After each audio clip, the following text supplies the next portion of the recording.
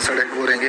और मासी की डेथ ना यहाँ पे हुई है, सीढ़ियों से वो आई है चल के, खुद आई थी, खुद आई है बिल्कुल चल के, यहाँ पर सीढ़ी पे बैठी है, एकदम नीचे गिर गई, बेहोश हो गई और मुंह से और नाक से झाग निकली ऑन द स्पॉट। मम्मी ये भी बता रही थी कि जब डेथ हुई थी उसके बाद भी 12-15 घंटे तक नाक से खून नहीं रुका था। हाँ, जब तक हम तो रात को डेथ हुई थी सुबह 12 बजे और पूरी रात से लेकर सुबह तक रुका नहीं। हाँ, जब तक शमशान भी गए हम तो उसके नाक से खून निकल रहा था, हमने रुई डाल के उसको मतलब कि खून को रोका था, क्योंकि कहते दिमाग की जो नस बच गई थी उसकी, तो एकदम से सांस लेने में दिक्कत हुई। तो 2-3 बार ऐसा हो ही चुका है, हम फटाफट बस लेके गए, मम्मी सीढ़ियों से खुद उतर के आ गए। यहाँ पे करते करते हम कैब वगैरह के लिए देख रहे थे, तो पैर पीछे मुड़ के देखे जहाँ ऑटो वाले भैया कभी खड़े हुए थे वहीं पे मम्मी बेहोश हो गई थी, मुंह से झाग और नाक से वो देख कर इतना ज्यादा हम लोग पैनिक हो गए, मतलब मैं चिल्लाने लग गए सब बाहर ना कि कोई है हेल्प करने के लिए, कि कोई बस हमें ले जाओ यहाँ से। उसी टाइम बस 2 लड़कियां हैं वो हमें लेके गए, पास वाले हॉस्पिटल में गए, फिर मना कर दिया। वो हमें कार में ही लग गया था कि नहीं, बट चले होप होती है ना, मम्मी पहले वेंटिलेटर भी थी।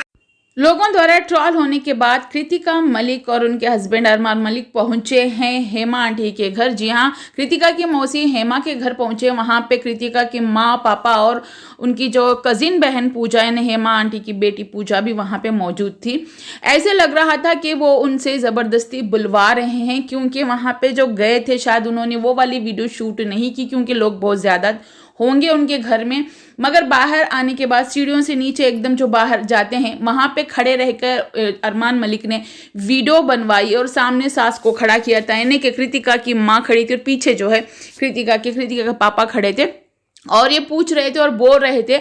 ऐसे लग रहा था कि बोल उनके मुंह में डाल रहे हैं और उनकी माँ वो रिपीट कर रही है। मगर जो हुआ हकीकत ही बता रही हैं, जो सच है वही बता रही हैं कि जैसे हॉस्पिटल के लिए निकले, सीढ़ियों से थोड़ा नीचे आई और बाहर पैर रखना था तो वहीं से बेहोश होके गिर गई और थोड़ी ही देर में जो मुंह से झाग आने लगा और नाक से खून बहने लगा और ऑन द स्पॉट उनकी डेथ हो गई है। तो उतने में ही उनकी जैसे ही सास की बात खत्म हुई तो वहाँ पे पूजा को लेके आ गए, यानी कि हेमा की बेटी पूजा को, यानी कि कृतिका की कजिन को।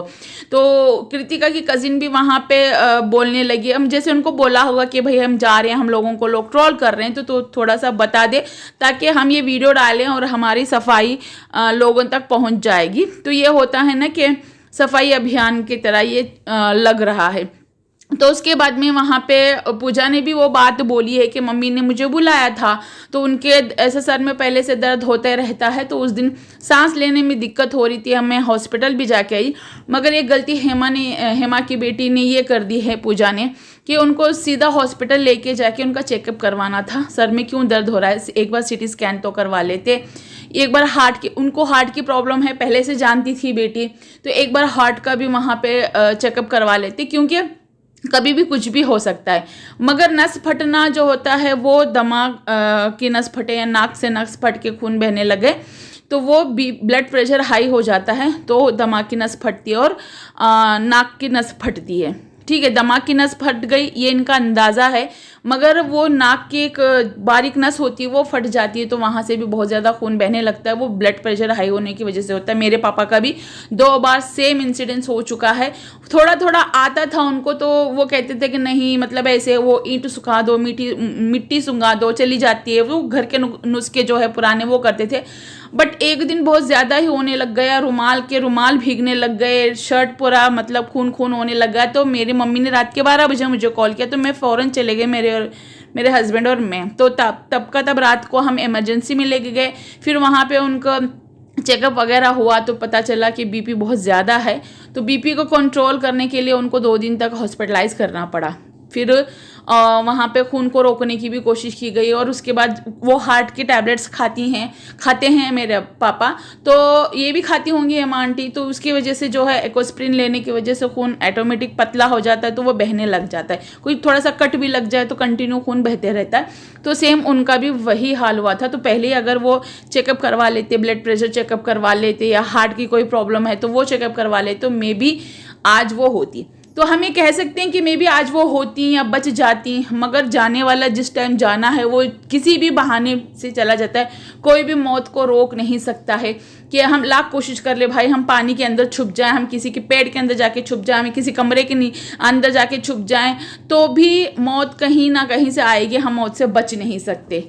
ठीक है, तो वो आनी ही है। जिस दिन हमारा ऑक्सीजन लेना एंड हो जाएगा। मतलब जहाँ तक हमारी सांस लेना है हमारे नसीब में, जहाँ तक हमारा दाना पानी है हम वहीं तक वो कंज्यूम कर सकते हैं। उसके बाद हम ना एक बूंद एक्स्ट्रा पानी पिएंगे ना एक सांस हम ज़्यादा लेंगे, क्योंकि हमारा जितना था हमारा ख़त्म। ठीक है, तो वैसे उनका हो गया है। अब ये लोग तो दुआएं कर रहे हैं कि उनकी आत्मा को शांति मिले, वो मिले। मैं तो कहूँगी कि सबसे पहले ज़्यादा उनके घर वालों को सब्र मिले, पूजा के पापा को सब्र मिले, क्योंकि वही घर गृहस्थी संभालती थी। अब वो अकेले पड़ जाएंगे, क्योंकि पूजा तो अपने घर चली जाएगी, शादीशुदा ज़िंदगी भाई उनको वहाँ निभाना पड़ेगा, पापा तो अकेले घर में रह जाएंगे। तो सबसे पहले उनको वो घर काटने को दौड़ेगा, तो सबसे पहले उनको जो है सब्र दे।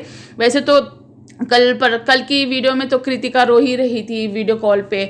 और देखो जाहिर सी बात है, मासी है, बचपन में कुछ ना कुछ खेल कूद हुए होंगे, बचपन याद आ ही जाता है। थोड़ा बहुत रोना जेन्यून भी था, लोगों को लगता है फेक है वो है, मुझे लगता है वो रियल रोना। ये किसी ना किसी का तो कुछ ना कुछ याद आ ही जाता है। तो यहाँ पे पायल को कमेंट आए थे कुछ, तो उस कमेंट को पढ़ के पायल वहाँ पे बता रही थी, तो पायल ने यही बोला कि ऐसा किसी के साथ भी ना हो। और पायल ट्रिप पे गई थी तो ट्रिप कैंसिल हो गई, तो पायल को उस बात का दुख है। तो किसी ने कमेंट किया तो पायल वहाँ पे वही रिप्लाई दे रही थी कि कहीं ऐसा ना हो कि आप लोग ट्रिप पे जाओ और आपको ये न्यूज़ सुनने को मिले।